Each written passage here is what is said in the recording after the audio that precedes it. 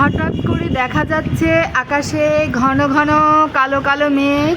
কিছুক্ষণ আগেও রোদ ছিল এবং আবহাওয়া অনেক গরম ছিল। এখন প্রচণ্ড বাতাস, সাথে হচ্ছে আকাশ প্রচণ্ড কালো হয়ে আছে। এটা হচ্ছে ঢাকার আকাশ। কার এলাকায় কি অবস্থা জানাবে প্লিজ। এই যে অনেক কালো হয়ে আছে, সূর্যটা ঢেকে গেছে, মনে হচ্ছে একটা বড়সড় ঝড় তুফান হবে।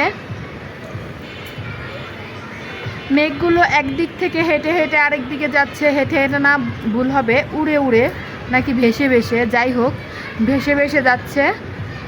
তো এই যে সবাই মানে বৃষ্টি হবে উল্লাস করতেছে, বাহিরে এসে বাতাস উপভোগ করতেছে।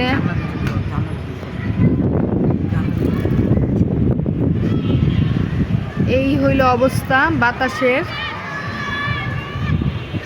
এত শীতল বাতাস, মানে কি বলবো।